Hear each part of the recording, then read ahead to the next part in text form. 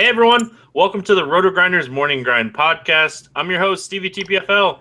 It's August 2nd. It's Tuesday. 15 baseball games tonight. Hope everybody had a great Monday. And, if you missed the Monday podcast, I felt bad that you missed it. So I brought back the Monday guest to do another podcast on Tuesday. How you doing, Siege? I'm doing good, Stevie. It's good to be back on. I feel like I'm getting a little bit of rhythm here. The picks are getting better and better by the podcast, and I feel like tonight's going to be a really good night. So I think we're going to nail this slate. Yeah, it's a fun slate, man. When we're looking at it, so many options to pick on and so many options to take. And, hey, there's a Coors Field game tonight. Yeah, and there's also some other sneaky good offenses and good spots. So I think this is going to be a fun slate. All right, we're going to jump right into it after we talk about our sponsor, FantasyDraft.com. If you guys haven't checked out Fantasy Draft, they sponsor the podcast. So if you enjoy the podcast Monday through Friday, make sure you head on over to Fantasy Draft. Use promo code GRINDERS. That way you guys get incentives here at Roto Grinders for free for a year, and you get a 100% deposit bonus up to $600. The bonuses are just kind of going away, so take advantage of it. Type in that promo code GRINDERS and take advantage of that 100% deposit bonus and use it up. And football right around the corner, and we're probably going to see some interesting stuff here from draft. We know FanDuel released their pricing, so it's going to be interesting. And I'm excited for football to get here, but it's just going to be one of those things, right? Yeah, absolutely. It's going to be fun. We're going to see some Olympic golf too in August. Kind of getting ready for NFL. Like I'm ready for football to start. We're going to get preseason games starting Monday or Sunday, so it's almost here. Trade deadline was crazy on Monday. Luckily, we don't have to worry about that too much here going into Tuesday, but we do get to worry about games. We have 15, so let's jump in. San Francisco at Philadelphia, Madison Bumgarner, Zach Eflin. Well, here we go. Bumgarner against Philadelphia. At Philadelphia, which hurts it a little bit, but a lefty against Philly?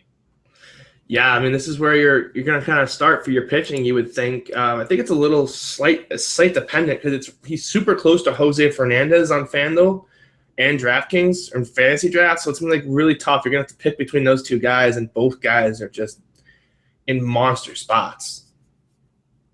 Yeah, if we're playing on FanDuel, though, you want the win, and you'd have to think that, Bumgarner's going to get run support against Zach Eflin, right? Yeah, you would think so. I think this matchup happened like a week and a half ago or very recently, and Eflin actually outpitched Bumgarner, but I don't see that happening again. And, you've done the podcast with me so much recently. We've been talking about getting the Giants out on a road trip. Here it is. The Giants are on a road trip. The lineup's healthy, and they get a matchup with Eflin. So it's one of those times I think we're going to fire up some of these Giants bets. I'm kind of annoyed that FanDuel priced them up. What the hell, FanDuel? You couldn't let us get one game in Philadelphia at these low prices? Like, Belt's $4K? Come on. We just wanted one game. Like, we've been talking about this spot for 3 weeks, and then you're just going to go turn into DraftKings and just jack them through the roof before we can get some value out of them? But if we look at DraftKings and we look at draft, they're not, like, crazy priced. Yeah, and that's where I'm going to have tons and tons and tons of Giants exposure. Yeah, my first fantasy draft play comes from this game. Brandon Belt, 7,600. Just go ahead and lock him in over on Fantasy Draft. Yeah, absolutely. Hopefully, I survive the Danny Salazar experiment and make day 2 of the Survivor. And if I do, he will be in the lineup. Yeah, I nailed that. I'm going to get -6 for my pitcher and still advance, right? I hope I advance. It's up in the air. I got a lot of bats going, so hopefully I should be all right. But certainly no lock, that's for sure. Outside of Belt, obviously you can look at Posey, Nunez. What's your thoughts here on the rest of the Giants? Yeah, Connor Gillespie's been getting this good batting position still, and I'm not quite sure what's up with that. But if he's in a good batting spot, I wouldn't mind him at 6,800. I mean, Jarrett Parker sometimes has been they've been kind of rotating guys into that 3 spot. If it's not Belt, I would play whoever gets that spot, to be honest. Yeah, it's going to be interesting. It's really going to depend on the lineup, right? We don't know what this lineup's going to be. If Panic is still in that 2 spot, he's FanDuel cash game playable at 2,900 in this matchup. Yeah, I would definitely agree with that. Yeah, besides that, you're really going to have to pay attention to how the lineup looks. Anybody from Philadelphia that you want against Bumgarner? No. Nah, 15-game slate. I don't think I'm going to pick on Bumgarner here.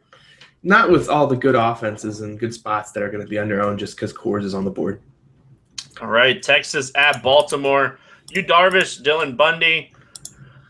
Darvish is always tricky because he has upside, but it's always limited because of his pitch count, right? I mean, my Darvish opinion is really simple. Just never play him. That's my, especially on these keeps showing up on these slates with these other elite options, and I'm like, one of these guys is going to be underowned as it is. Why am I going to play the guy with the pitch cap?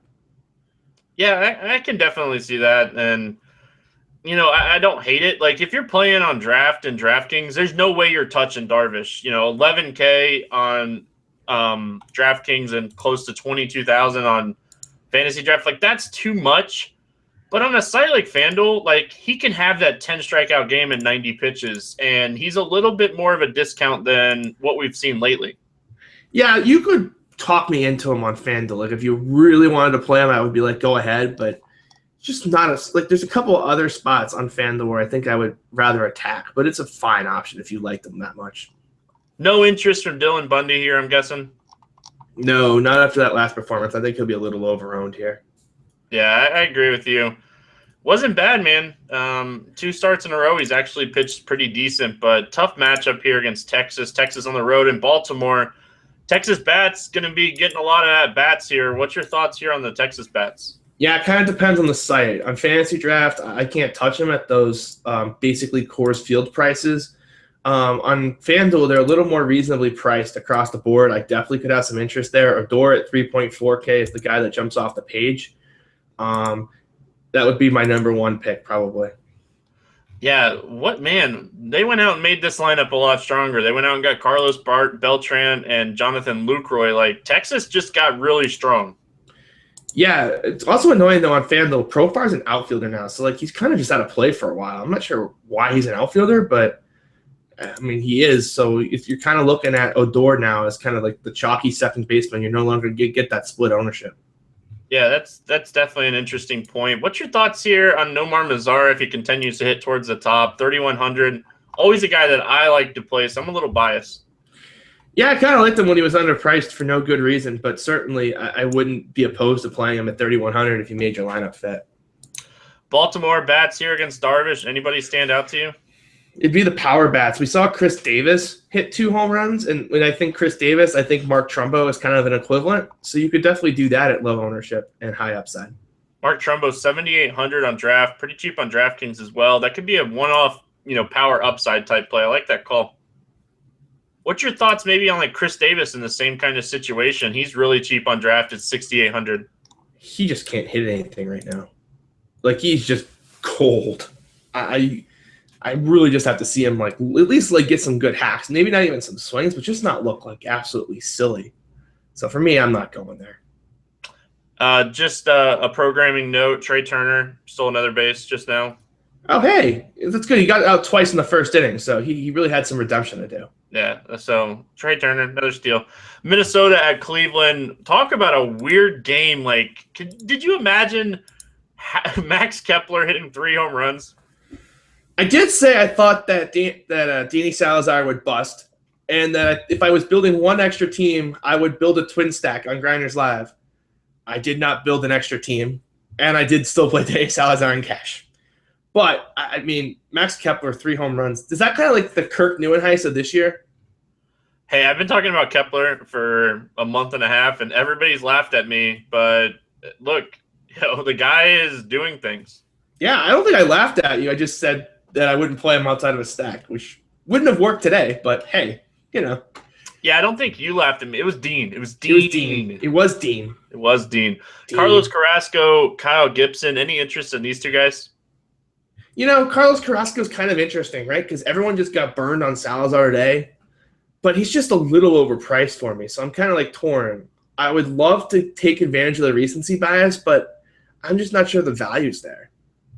That's the only reason that I'm looking at him. I think he's overpriced as well, but Salazar just got shelled by them, and I think that because of that, Carrasco is going to be low owned. Kind of what you're thinking. I think we're thinking on the same page here. It's more of, can I make it work and still really like my tournament lineup? Is he going to be able to fit in a stack that I like? That's where I'm kind of be at, because he's going to be low owned here. Yeah, I think we're definitely on board. It's kind of just of what your comfort level is. Yeah, for sure. No interest in Kyle Gibson here for me. I actually like the Cleveland Bats here in this spot. Yeah, they're just still overpriced on Fantasy Draft, I believe. I gotta click on the Indians. I'm assuming they were overpriced today. I can't imagine they're not tomorrow. Yeah, like I'm not paying. Well, I mean, it's not as bad as it was yesterday, but like $9,000 for Carlos Santana. I don't know if I can pull the trigger on that when, like, at $8K, I can get a guy like I can get E5 for $7,800. I know it's not the best matchup, but I don't know if I can pull the trigger on those kind of prices in tournaments. Yeah, like, man, Kipnis, Knockin, all these guys are priced up too.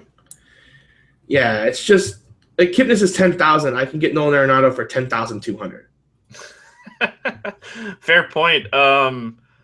So any Minnesota bats that you want here against Carrasco? No, I think that stack will be overowned, just the recency bias. And don't play Max Kepler tomorrow. Yeah, I'm not playing Kepler tomorrow. No, don't play Kepler tomorrow. It'll be the highest ownership of Max Kepler's career. I do think Carrasco gets run support, but I do think I agree with you. I think they're priced up a little bit too much here. Yeah, it's definitely like a spot where if you could make one fit in your cash games, I wouldn't be opposed, because I really feel like they're definitely going to score more than 0. But I just don't know if they're going to win you a tournament at these prices. All right, St. Louis at Cincinnati, Adam Wainwright, Dan Straley. Any interest in these two guys? No, I actually really think this is a sneaky tournament stack, like super sneaky. I think this is like a game stack that can win you all the money. No one's going to be on this game, and it's kind of already gotten a little high total, 8.5. It's a hitter's ballpark, and this series is shot out in past years. Yeah, I don't really have interest in the pitchers. Wainwright, I know he has been pitching better, but I just don't know if this is the spot. You know, this is a big ball or a small ballpark, big downgrade for him. So no interest, and I don't think I ever have interest in Dan Straley. I do want to note, though, like, St. Louis still dealing with a ton of injuries, and they just had to put Diaz on the DL as well with a hairline fracture in his thumb. Yeah, it's not an ideal spot. But I think the red stack is like the dream stack that's unowned. And you have to remember that Jerome Williams is now the Cardinals' long man. So, like, if you get to the starting pitcher, it's going to be really easy to get those next 4 or 5 runs. Yeah, just stacking the Reds. How do you stack the Reds now, though? Like, Adam Duvall, Joey Votto, Billy Hamilton? Yeah, Cozart. He just doesn't have a lot of upside usually. It's just the ball. It's just the ballpark, right? Like, you gotta attack this ballpark. I don't know how the stack's gonna work, but I feel like I can't just leave it alone. Yeah, I think I'd rather, like, on the Cincinnati side, because Votto's so pricey, I think I'd rather just play Duvall as a one-off. Because, like, Molina's behind the plate. He could definitely have a chance to throw out Hamilton. I don't know, man. I think it's tougher than what you think it is, and I think it's going to be, like, Duvall as a one-off for me. But it's Jerome Williams is the long man. Does it really matter who your hitters are? But you have to get to him, though, right? Yeah. Like, Jay Bruce being traded from this Reds offense, that's going to hurt them big time. The total when I saw 8.5, it just really made me scream like this is going to be a little higher scoring than I think. I think on the other side, though, I think there's some really fine options on the other side. And, like, Matt Adams at 6,800 on draft, like, sign me up. Yeah, I don't mind that. The problem is the Cincinnati bullpen isn't as bad as it was. It's not like, oh, if Straley gets knocked out after 5, you're getting this terrible bullpen. Like, there's some live arms in there now. They got Lorenzen in there. They got Iglesias in there. Like, it's not the dumpster fire it once was. Yeah, definitely not. I definitely agree with that. But, you just mentioned 2 names, and they're both righties, so I think I'm really comfortable playing Adams. Yeah, no, I definitely think Adams is definitely, like, I would definitely consider him for cash games, too, where you can play multiple first basemen. God, that Cincinnati stack is just going to scream at me. I'm really hoping – is there some sort of prospect that can call up and throw in the middle of that lineup and get me a little more excited about it, or am I kind of stuck with this motley crew here? I don't know, because remember at the beginning of the season, like it was Adam Duvall and Scott Schebler that was like splitting time. So you would think they would just call up Schebler, right? Yeah, that doesn't exactly make me all that excited. It's going to be interesting to see what happens with the lineup for sure. Yeah, kind of just see what the lineup looks like, but I see Jerome Williams as the long man, and there has to be value there somewhere. What's your thoughts on Steven Piscotty? I know he's been a little cold, but this seems like a matchup that he could get going as well. Yeah, it's not a bad one-off call or a part of your stack. I definitely don't mind him. It just wouldn't be the first guy I'm plugging in. Yeah, the first guy I'm plugging in is Adams. That's the guy that I want here from St. Louis. Yeah, I completely agree. And it'd be interesting to see what the lineup looks like for the Cardinals. Like Diaz has been locked into that 2 spot. We know Carpenter's still out. Garcia, I guess, would move up there, but we could see like Colton Wong up towards the top of the lineup too. Can I make a vote for Hazelbaker? He just, for whatever reason, he really likes Hazelbaker. I wouldn't hate Hazelbaker up towards the top. He's cheap too. Yeah, I think go see Hazelbaker. I don't know. Every time there's a random lineup, Hazelbaker finds its way near the top of the lineup. Chicago White Sox, Detroit Tigers, James Shields, Anibal Sanchez. At one time, these two guys were really good at baseball. But they've both been not terrible lately. They both have strikeout upside still. Like, this is the I don't know what to do with game of the day. It kind of reminds me of like the Marlins-Cubs game from yesterday where I just don't have a feel. Like, you could talk me into doing any of the 4 options. Like Anibal Sanchez didn't pitch terribly against this White Sox team last time. Like James Shields has been pitching consistently. He pitched okay this last time against this Tigers team. But then again, they're both just like home run prone and both these offenses can hit. So I don't think I'm going to go for the pitchers just given the upside of other guys, but I don't know. Talk me into something. I want the bats. Like, even though Sanchez pitched okay in that game, 6 innings, struck out 5, he still gave up 10 hits and 4 earned runs. Like, if I'm looking at a stack and I see that, in 6 innings I have a chance to get 10 hits, like, I'm good for that. Yeah, no, I completely get where you're coming from. It's definitely a viable option here. If I was going to play a pitcher in this game, it would probably be Shields. Yeah, I agree with that. And that's the scary part. Like, man, I want James Shields to pitch well. Like, I really do. Like, I hate seeing a guy just lose it. And, like, nothing suggests the guy should have lost it. But the home run upside's still there for Detroit. Is there anybody here that you like from the Tigers? I would be a stack. If I'm playing against James Shields, it's a pure stack because if James Shields doesn't have it, it's gonna be super, super bad. Yeah, I'm with you, man. I'm not gonna try to one-off anybody. I'm gonna play him as a stack as well.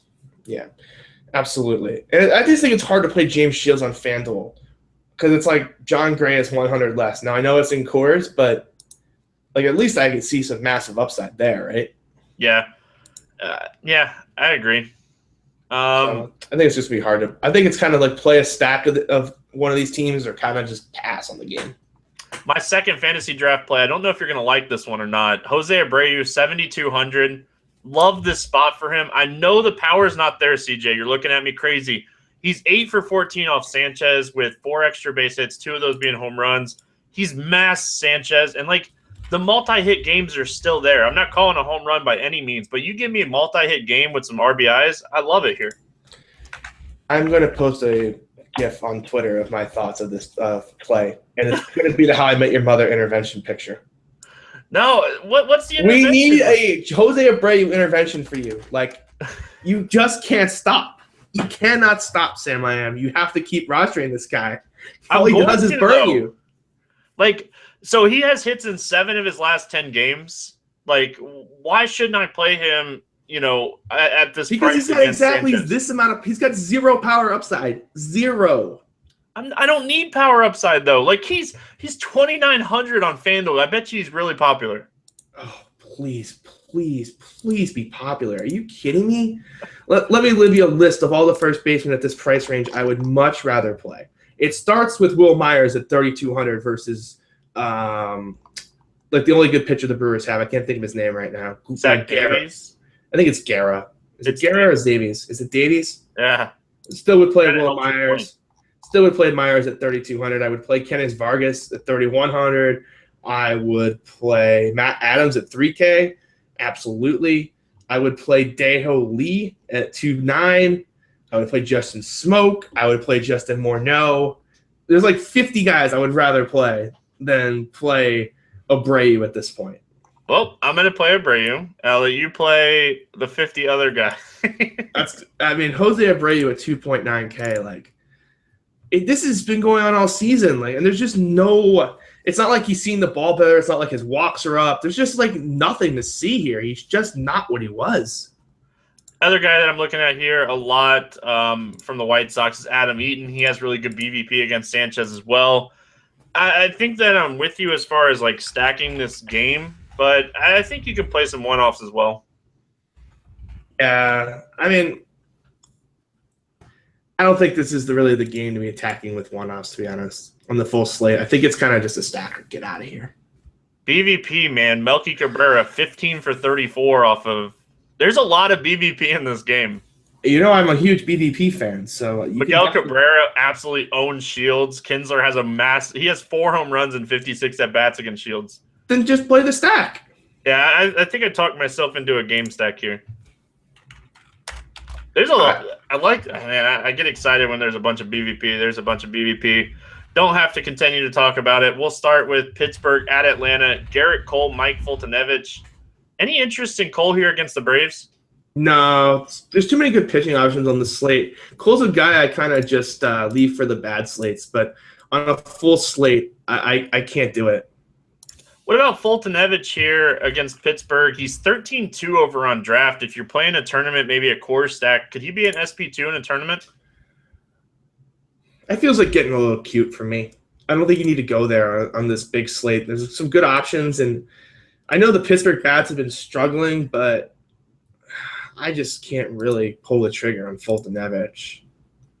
Guys that are that cheap, though, like price-wise, if I'm looking at a second pitcher, man, I don't know.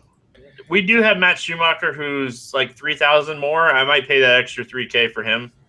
See, I would much rather play Fulte than Shu, I think, at this point. Like, I think something's wrong with Shu.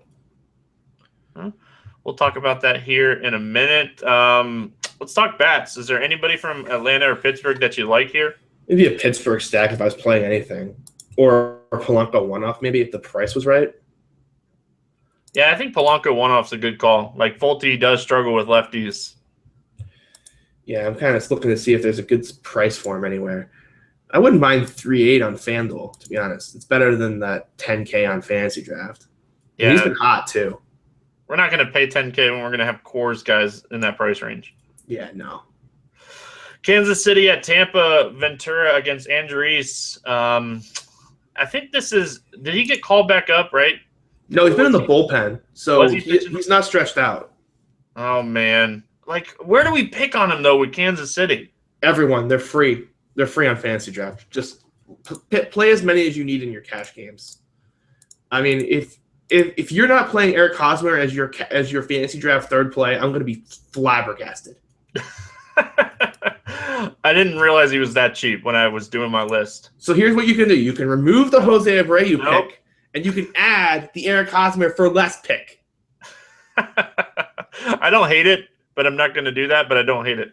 I feel like this is you're wrong, but you're kind of just in your grave already. You just kind of keep digging and digging. I'll probably end up playing both of them. All right. Well, my Fantasy Draft play is you play Eric Hosmer in your cash game. You play him. And if you want to play Kendrys Morales too, where is he? He's even like cheaper, 5,400. I wouldn't mind you doing that too. Yeah, the reason that I have to leave this third one, there's a guy in cores that's like we're really underpriced on draft. So we'll talk. Yeah, I think I know who it is, but like if you just hadn't wasted that spot on Jose Abreu, you'd be good to go.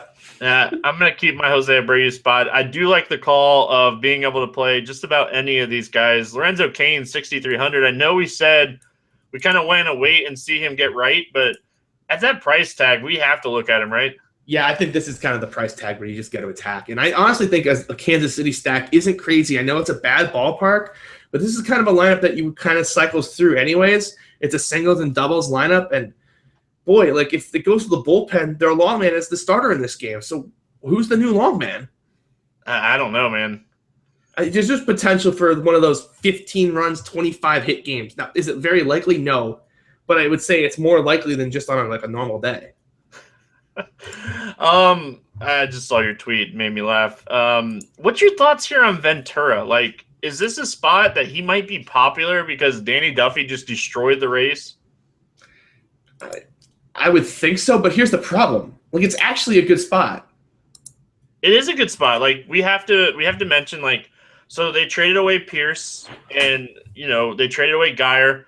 They got Matt Duffy, who's on the DL. Logan Morrison's on the DL, and Arcia's on the DL. So, like, this lineup's pretty watered down outside of Longo and Corey Dickerson. I guess we can throw in Forsythe too. Brad Miller would be Brad Miller. guy. Yeah, that he's overpriced, which makes him like a great one-off in tournaments. But Ventura's been pitching better lately, and he's not priced all the way up. So if you wanted to fire a Ventura lineup, I definitely wouldn't have a problem with that.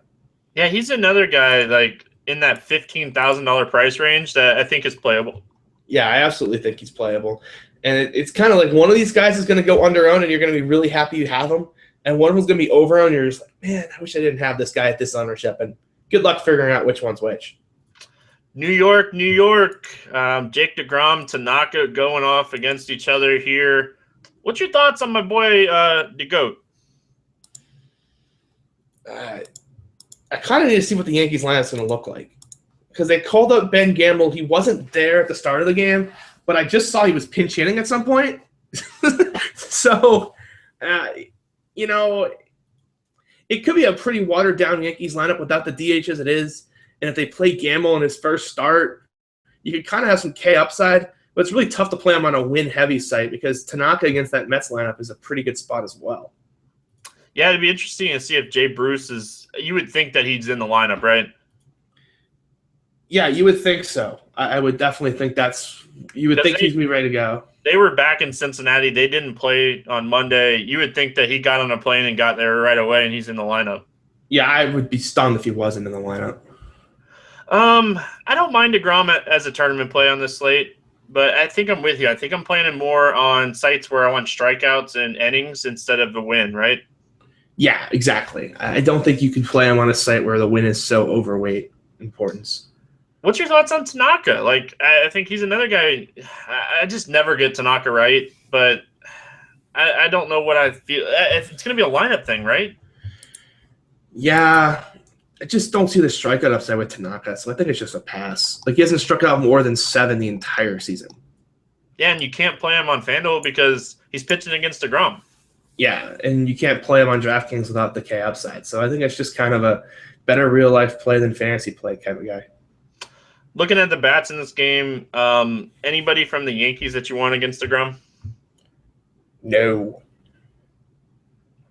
Yeah, I'm kind of with you there. And on the Mets side, it would really be I think it'd be Jay Bruce. I think it would be Jay Bruce. He's overpriced on draft at 99. I can't go there. What is he on FanDuel? He's expensive everywhere. He's super hot right now. 3,800 though. I can pay that price. Like, yeah, that'd be low owned, right? Like, nobody's gonna want to play him. Yeah, like that's a good one-off playing the hot player. I definitely think that makes a lot of sense. Dude, your Ramos call is on fire. Oh, yeah. Did he just homer? No, he didn't homer, but I think that's his second hit. Few RBIs. God, that's so good. I have him everywhere. Yeah. I mean, I got the national stack right. It's been a good day other than the stupid Duffy just going out there and dominating a terrible Tampa lineup, which we all kind of should have expected, but oh well. Miami at Chicago taking on the Cubs. Jose Fernandez, Jason Hamill. What do we do with Fernandez? I rolled him out last time against the Cardinals, and I should. There was actually some advanced stats that should have had me a little worried. But you know what?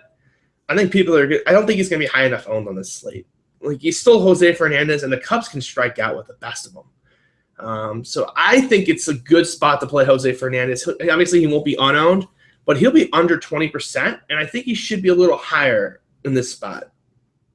Gotta think that Bumgarner's the cash play, and Fernandez has that upside to beat him in tournaments, right? Yeah, first time he faced the Cubs a month ago, 7 innings, 13 Ks. Yeah, and a win, 69 FanDuel points. Like, he dominated them in that game. Yeah, and these Cubs are not the Cubs of like the first couple months. There are definitely spots that are just weak in this lineup. Jason Hamill on the other side. Any interest there? No, I know. There's a guy I don't think I've rostered the entire season.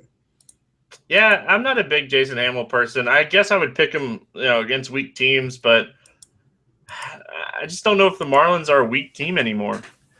I guess if the wind's blowing in and we kind of get a random 7.5 or 7 total in this game, which I guess is theoretically possible, you could talk me into him for a tournament because he might just go low owned because of like the win against Fernandez.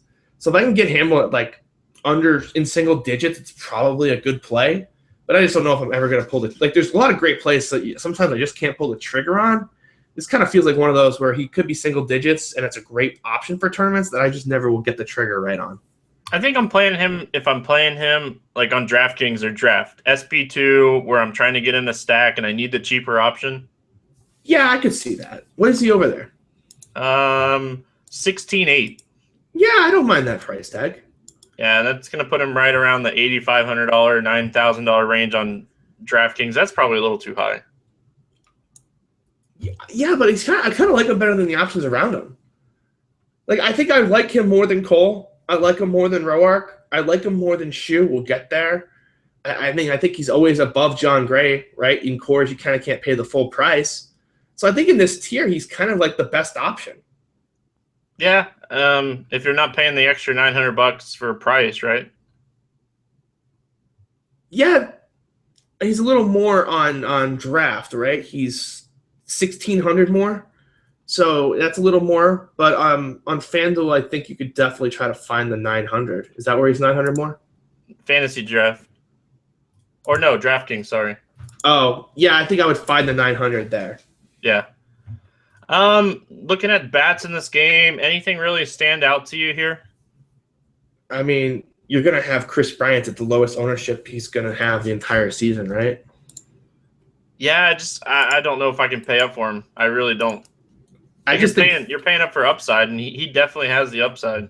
Yeah, it's 3.8 on FanDuel, and it's just like people are just going to play Arenado and Turner. So it's just like, if I get Chris Bryant at 5% in any matchup, it's probably a good play, right? Yeah, I don't hate the call. I'm just saying it's not something that I think I'm going to do here. I would go contrarian somewhere else, I think.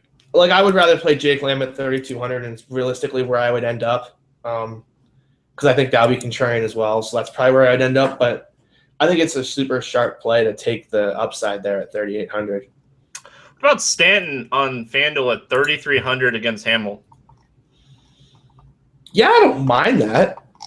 I feel like that price, kind of stands out. Hamill does give up some home runs to righties. I know his home run dating back to last year, his home run per 9 is like 1.34. So the home run upside is there for the right-handed bats. All right, let's play a little mini this guy or that guy. There's some good options here. Stanton or Eaton? Ooh, I'm going BVP and I'm going Eaton. Yeah, I agree. Crush Davis, with almost a K, or Stanton? Stanton. Interesting. I think I would take Davis just because I don't think people are gonna.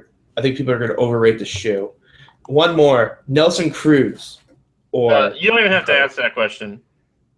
Nelson Cruz against a lefty's 35. Against a lefty's 3,500. Yeah, you don't even have to ask that question. So I just don't know if Stanton's ever gonna make a lineup. Is kind of my point.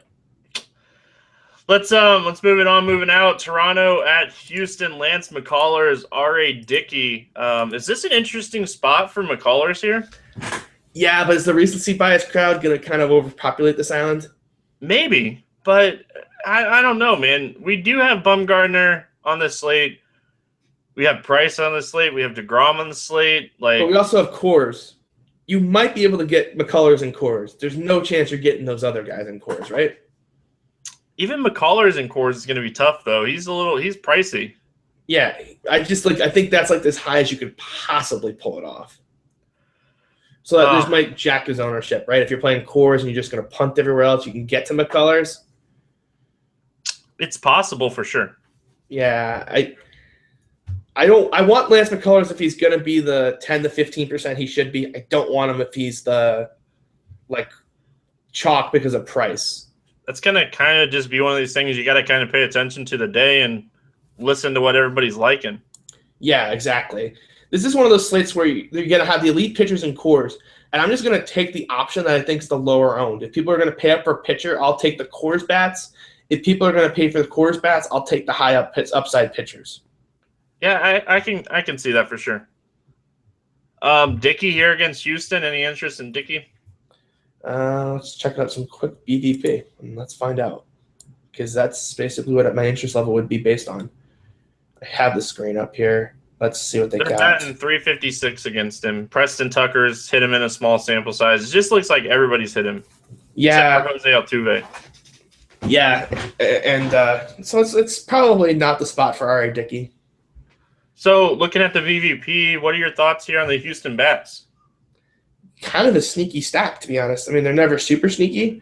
You got to be careful, though. Some of these guys probably won't crack the lineup. Like Gomez is battling an injury, so is Marwin. But I certainly wouldn't mind playing Springer and Tucker. I really wouldn't mind playing Tucker at 6K on draft. Yeah, tournament only, though. That guy just can swing and miss 12 times in a game. He's got way too low of a floor for cash. Yeah, play the Royals that we mentioned that are cheap in cash over a guy like Tucker. Now, looking at the Blue Jays, Jose Baptista, 6,300 over on draft. He's really cheap on DraftKings as well. Any interest here against McCullers? No, I can't really pull that trigger. 3,200 on DraftKings, though. I would rather play the Royals guys. All right, fair points. I don't know who else I would really like here for Toronto. Maybe Michael Saunders.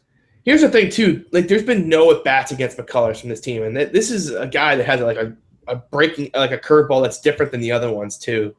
So that kind of concerns me in terms of like looking at Toronto bats, that they haven't seen this curveball before, because it moves a ton.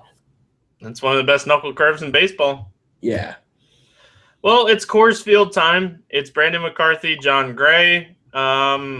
What do we do here as far as bats from the Dodgers? Because John Gray is not like your just layup type pitcher. I don't play pitchers from Coors, but John Gray at 7,100 on FanDuel is making me think. Yeah. And like, look at his numbers. His numbers just incredibly have been better at home this year. Also, the Dodgers are dealing with that Puig thing, and I don't know if Reddick's going to be there or like where he was. Where were the Dodgers? Are they at home? Yeah, they're in Colorado. I think. Oh, sorry, I meant the A's. Where were the A's? They were at home before they moved to Los Angeles, so he'll be there. Yeah, he'll be there. Kind of just an interesting. I kind of need to see what the lineup looks like before I can kind of decide what I want to do with John Gray. I just don't play pitchers in Coors, but I'm kind of willing to consider it here. He's just been that good at home, and he kind of deserves my respect at this point to kind of at least consider him at a reduced price tag. John Gray in the month of July, 33.1 innings, 1.89 ERA, only allowed 7 earned runs, and a 280 WOBA, which is his best month of the season. He's pitching well right now. Yeah, he's been an absolute beast. So, depending on the lineup, but there is one bat here for the Dodgers that is definitely risky, but he's hot, and it's Jock Peterson. We saw what he did last year in this series in Colorado. I know. So I definitely am not opposed to that play. Home runs in 3 straight games too. Yeah, this could be a Jock Jams series. Yeah, and we do need to mention Josh Reddick. Like, you're bringing a power bat in, like you would have to think he's probably going to hit 4th or 5th in this lineup. I'm not paying that draft price for him though. It's just not happening. What is he on FanDuel? 3,900. I can pay that, and I can pay for David Dahl too on FanDuel. 3.7. This guy is for real. Why you got to mention my fantasy draft play? I had a feeling. I opened my mouth. I started saying, and that's why I kind of said FanDuel price. I'm just kind of trying to save it after I opened my mouth. That's okay. 6K on fantasy draft. If you're not playing David Dahl in cash games over there, you're doing it wrong. If you're not playing him in your tournament teams, you're still doing it wrong. Yeah, like this is a top prospect that was just mashing in the minors, and he's gotten called up to the majors. And hey, guess what? He's mashing in the majors too.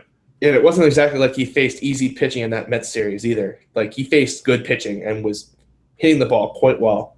Yep. So David Dahl, third fantasy draft play. I love him in this spot. Is this his first home series since being called up? It is. He got called up for that Baltimore series as the DH, and then they kind of just like, you know what, we're just going to play you every day now. Yeah, you should be playing every day. You should have been playing every day for a month instead of Ryan Rayburn and Brandon Barnes. Yep. And, Parra's going to be back here soon, too, so I'm hoping they slide him the first or maybe Dahl the first and kind of just like you play all four of those outfielders. Like now you got some fun times coming up. Fun times indeed. I wouldn't even be shocked if they move like a guy like Cargo over to first. Yeah, you could do that too. Like, kind of just rotate him. Like that would just be that lineup would be in Coors would just be so much fun. Yeah, like give Cargo a little bit of a break. Try to keep him healthy. Yeah, absolutely. So, anyway, moving on to the Rockies bats. We mentioned Dahl. They're all in play here, right? Like Arenado might be a really sneaky play. Brandon McCarthy has some reverse splits as far as power goes. Yeah, I absolutely agree with that.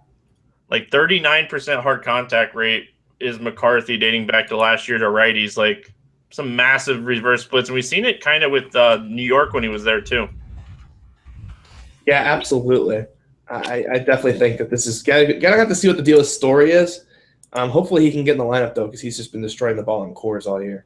I watched him slide and hurt his thumb, and they said it's not broken or anything. He should be back soon, but thumb injuries for power bats are always – I kind of want to see a home run or so before I play him. It's Coors. I will give him the benefit of the doubt. If you're in the lineup, you're in mine. All right, I can get behind that. Washington at Arizona. I think we're both going to like this game a lot. Tanner Roark, Robbie Ray. Any interest in these pitchers? No. We'll start with Washington, and we liked him a lot on the podcast yesterday. Fire him back up here, right? Yeah, Trey Turner, by the way, another freaking out with the bases loaded. He's killing me. He hit it to the warning track, and it was a line drive. Right fielder made it over the head grab. Don't tell me that. Just let me complain about how bad Trey Turner is. Ugh, be 2 outs in the first. Oh, my God. That was a good hit, and he just got robbed. Man. Yeah, you told me that too about Ramos. You're like, oh, he's hit a bullet, and the guy just robbed him. Like, that's not what I need to hear when I have 100% Nat stacks.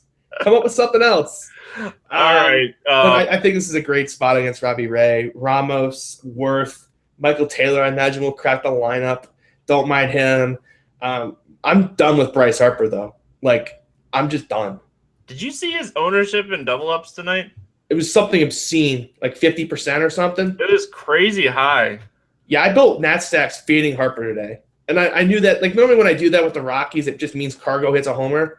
So I kind of still expecting one, but I would not be opposed to it again tomorrow. If you're building multiple teams, build a Nat stack without Harper because it's constrained and it's a great spot for the Nationals still. Now, Trey Turner, obviously, he's in play again. Don't listen to CJ's hate for him. I didn't say that. I'm still playing him. God, he got out twice in the first. I mean, I'm still upset at him, but he's been a true hero for me. I'm not gonna. He's been a hero. He's even like as bad as he's been. He's still gonna get double-digit FanDuel points on the day. Like, still perfectly lovely price. Still a perfectly lovely play in all formats. Ryan Zimmerman. I know he's a little banged up, but they said he's available to pinch hit on Monday, which is always a good sign for him to play on the next day. So you can look at him probably more on sites like Draft where you can play multiple first basemen. I don't like playing Zimmerman at first on FanDuel, though. I don't mind him in this spot against Robbie Ray in a hitter's park that's good for right-handed power, and it'll be low-owned. So I definitely would consider him, but it's definitely not my favorite thing to do. I definitely agree with that. Trey Turner on Draft and on DraftKings should be in almost every lineup you make. 6,600. Yeah, he should be in every lineup you make. Like, I'm pulling up his DraftKings price because usually they're pretty close. 3,400 on Draft. In DraftKings, is he shortstop eligible yet or no? No, second base outfield still. God, I can't wait. Like, I know, like, Gene Segura quickly, like, sneakily grabbed shortstop eligibility the other day. Of course, they couldn't use it against Strasburg, so just kind of a heads up there. Because against Roark, you can kind of use Gene Segura at shortstop, and people might not notice that he's actually shortstop eligible now. Now, looking at Arizona, prices on Draft and DraftKings are up for these guys. But if you go on over to FanDuel, this is more where you play the sites, right? You have Jake Lamb, pretty cheap over there at 3,200, and David Peralta, 2,200 in a matchup against Tanner Roark. Let me think where he's going to end up on. I think he's going to end up on all my rosters. What about yours? Like, this is where you play the sites, right? Like, he's priced up everywhere else. I still would play him at 3,600 on DraftKings, to be honest. Well, yeah, I'm not talking about Peralta, but Lamb's priced up. Peralta is pretty cheap on Fantasy Draft and DraftKings. Are you really not going to play Lamb against Roark, who struggles against lefties? Like, even at those prices, like, is that really going to scare you away from a guy like Lamb? 9,200 when I'm looking at the guys that are in that price range. I don't know. I really do want to play Lamb there, but it's a 9 total. I just think it's a good spot. I can play Paul Goldschmidt for the same price though. But it's not an either or. You can play both. I just think here's the thing, right? You've got 2 elite third basemen in cores. So they're just going to eat up a ton of the ownership. And I just think that you're going to get Jake Lamb in a good spot at under owner. Just because people are going to be like, oh, he's had the thumb, he hasn't been hitting well. Like, the ownership on him is going to be so low that I think it's worth it. Yeah, I like Jake Lamb. So you don't have to sell me on Jake Lamb, right? I didn't think I needed to, but that sounded like you needed a little bit of a sell there. So I gave you a little bit of a sell. That's okay. I like when you try to sell. We mentioned Goldschmidt. You mentioned Segura. I think these offenses are good spots to target, right? Yeah, I definitely agree with that. Oakland at LA. Sean Manaea against Matt Schumacher. And I know you were worried about Shu being oversold here, but, like, you have to think back to when the Oakland offense didn't have Josh Reddick and, like, how bad they were. It's back down to Valencia and Davis again. Yeah, but I watched that Kansas City start, and he just didn't – like, I try not to wait too much into one start, but this has been kind of, like, going on now, like, for a few starts in a row where he just kind of doesn't have – like, he pitched a gem in that White Sox game.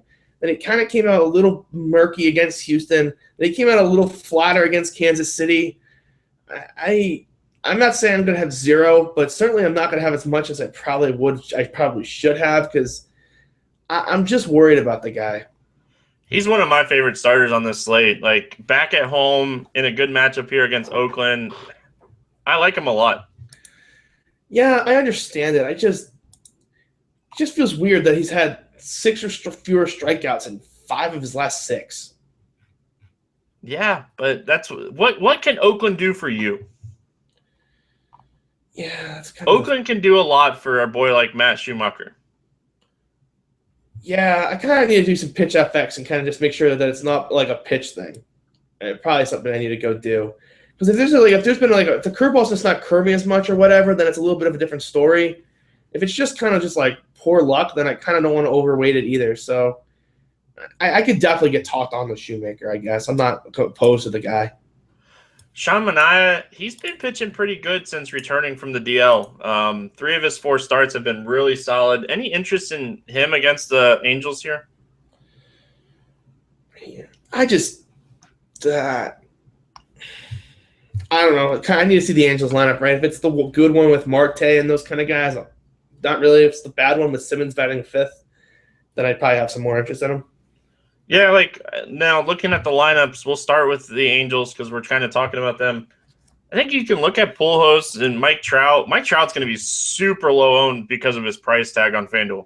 Yeah, and on Fantasy Draft too. He's kind of priced up with the Coors guys, and he's got as much upside as Coors Field. So I definitely think this is a good spot to attack Mike Trout. What's your thoughts on Yunel Escobar? He's pretty cheap. He's hitting a really quiet 320 this season, and he hits left-handed pitching really well. Definitely a guy I would probably use more in cash. The 27 extra base hits is super low for a guy with 122 hits, and he's got no steals. So that's a bit concerning. So it kind of just feels like more of a cash game than a tournament play for me. Site said you need a catcher. We would have to think that Jeff Bandy is going to be in there. If you're looking for a cheap catcher, what's your thoughts? Don't mind Bandy. I also don't mind Carlos Perez if he's in the lineup. This is a guy that the Angels players always seem to keep talking up. They're just like, Perez is going to get a hot streak. He's going to be a factor for us. And when he's been playing recently, he's been playing better. So I wouldn't mind Carlos Perez too if he's the one that cracks the lineup. Any Oakland bats that you want here? No, I mean, Chris Davis, I think, would be the guy, right? Chris Davis is always a one-off every day. And I love playing him as a one-off too.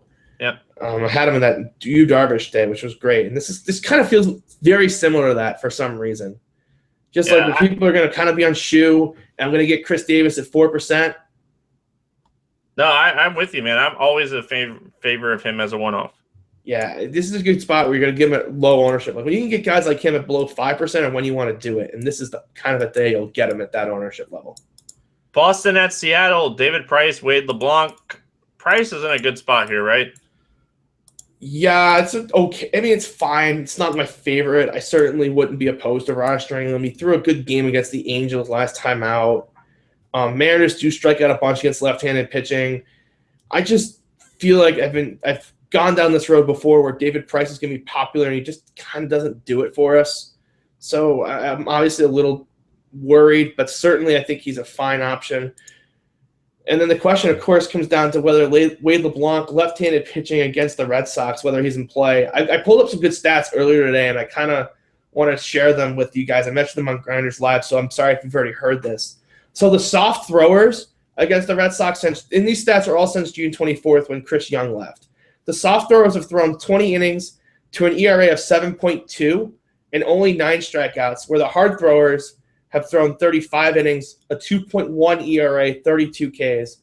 That's my way of saying I'm not on Wade LeBlanc, and you actually could probably talk me into a Red Sox stack. Yeah, Paxton, one of those hard throwers. He's 5 2/3, 4 Ks, 2 hits against the Red Sox right now. So he's kind of cruising in this matchup. I think last time I looked when he was pitching, he was at like 70 pitches. So yeah, I could get talked into a Red Sox stack too, depending on what the lineup looks like. Yeah, I definitely think it's kind of what you got to see if it's the good lineup, the one with Aaron Hill in it.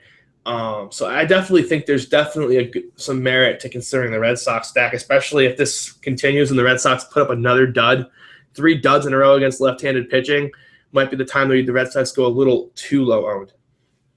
Yeah, now I don't like trying to pinpoint a one-off here, but if Bryce Brents is in the lineup, he's a guy that I'm going to have interest in at 5,200. Yeah, I wouldn't be opposed to that. I think I would rather stack the Red Sox than kind of attack him as a one-off. But I mean, he's certainly a good value. And Nelson Cruz against a lefty, just saying. Yeah, Nelson Cruz is pretty good against lefties, right? Yeah, he's pretty good at hitting baseballs when they come from the left side. So we should better hit a home run. He was my beast of the night. I want to be 1 for 1. Yeah, well, he hasn't done that yet, but there's still time. There is still time. There's time to move on to the last game of the night, too. Milwaukee at San Diego. Perdomo against Davies. Lucroy's gone. Ryan Braun's banged up. The Milwaukee lineup looks really bad. Is Perdomo an option here? What do you think the line in this game is? If I had to guess, I would say San Diego's favored by 140, and the line's probably 8.5.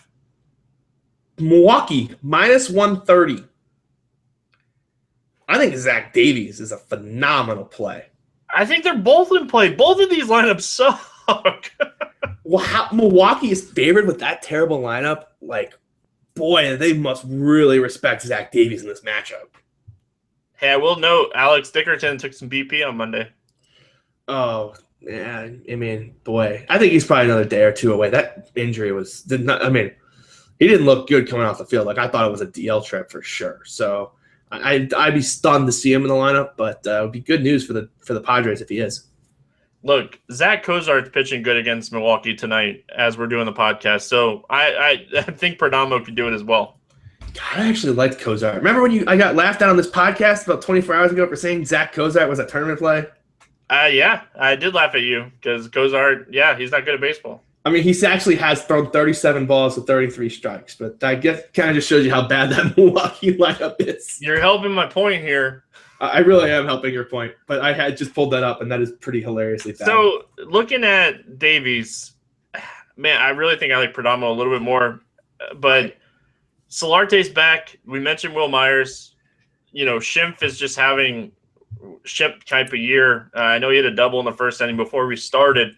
Like, when I look at Milwaukee, I look at Scooter. Like, maybe Perez, Carter, VR. Like, I don't know, man. My question still is like, how is Milwaukee the favorite here? Unless they just really think that Zach Davies is going to pitch that much of a jab. Because that's the only scenario that they're going to win. They're going to win a 2-1, 3-2 type game. Like, I don't think Milwaukee's going to win a shootout with that lineup. So to help your point with Davies, in his last 10 starts, he has at least 33 FanDuel points in 9 of those 10 starts. Yeah, and he's 7,900. Like, I think that's the play. I think that's the sneaky play of the day, to be honest. I think you can play both of these guys on 2-pitcher sites too, as if you're looking for that SP2, that cheap option. Well, hold on. Zach Davies is crazy high on draft and DraftKings. What is he, like 99? He's 19-2 on Fantasy Draft. I don't even care. Is that bad? Perdomo's at $10,000 less.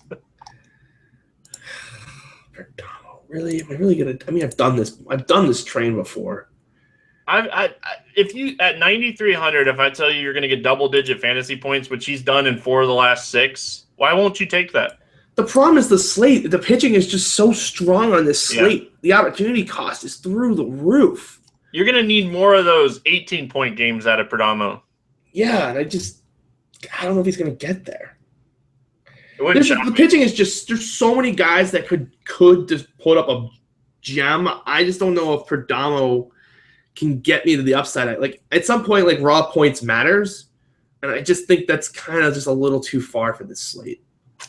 It'll be interesting to see how it plays out. That's going to break it down or end it here for the slate. Yeah, man, it's always fun to do these podcasts, but it's always fun to play Home Run Derby as well. And we don't have any home runs yet on Monday's, home run picks, so we gotta do better here. Yeah, we did. That was pretty bad. I'm taking Mike Trout first overall. First overall, Mike Trout, and you know the rules. No Coors Field. I'm gonna punch you in the gut, and I'm gonna take Jake Lamb. You mock the pick, and then you go take him first overall? That's right. Wow. I didn't mock him at all. Wow. I said he was pricey. Oh, man. Did not see that coming. Well, I'm going to take your boy Nelson Cruz then. Man, that's just a terrible pick against a lefty. I know. Just dreadful. It's so bad. I'm going to go a little crazy here. I'm going to go Rendon. I kind of want to join you in contrarian world.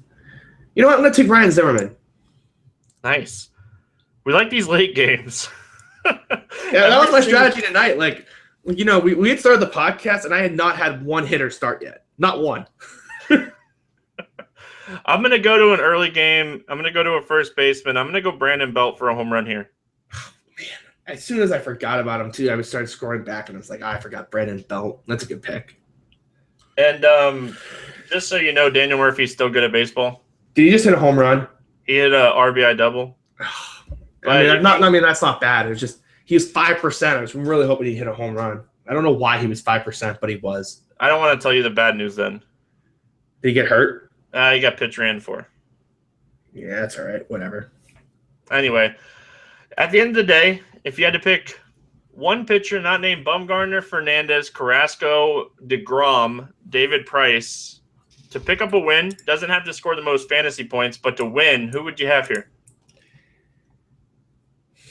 That is a good question. To win. I think I know who you're going to pick, so go ahead and just take him, and then I'll think of somebody else. Matt Schumacher would be my guy. I think that shocked you. I don't think that's who you're thinking of. No, I thought you were going to take Price there. I said Price is off. Oh, he's off? Is he above the price threshold? Yep. Oh, okay. Then yeah, then I would have definitely said Shu. I'm going to go Lance McCullers. I think that's really fair, though. You mentioned, they haven't faced McCullers, and I think that's really big when you're looking at McCullers. He has that really massive curveball. He's a minus 160 favorite. I think that's a lot of respect, and I think it's kind of a good respect. I think it's a really good spot. I think it's I normally I'm weirded out by those weird lines, but I kind of agree with that one. Yeah, it's a really fun slate. This is a good slate to, load up some tournaments. Don't go too crazy with your bankroll, but it's a good slate to, get some action out there.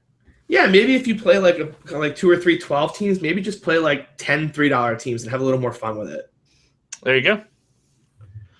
That's going to wrap it up for the podcast. CJ, thanks again, man. Last minute again, saving my butt here. Hey, it's all good. You saved me with you provide some of the best NASCAR advice out there, and it's fun. I watch the race. I watch me make more money than I put in, and I know nothing. Like if I actually put some research into it, I might actually be good at it, but I don't need to because you provide such great content. Well, I appreciate that, my friend. Some exciting NASCAR news coming out this week. We didn't actually even plan that, but that kind of segues into, hey, make sure you guys are paying attention. There's a lot of NASCAR news coming here to RotoGrinders this week. Yeah, it's going to be exciting. There's 5 weeks left until the chase, and there's going to be a lot of mayhem going on. A lot of drivers like on the cut line. Chris Buescher's got to get into the top 30. Like it's going to be some fun times in the NASCAR world. Yeah, man, and it's a fun sweat. I keep telling everybody the NASCAR sweat is so much fun.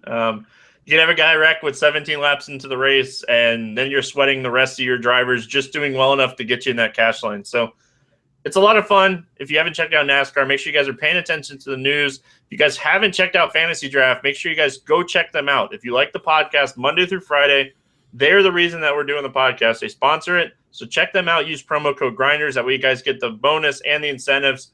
CJ does coaching. If you guys are interested in that, just message him over here on RotoGrinders or hit him up on Twitter at @TheSiegeDFS. And that's going to wrap it up, CJ.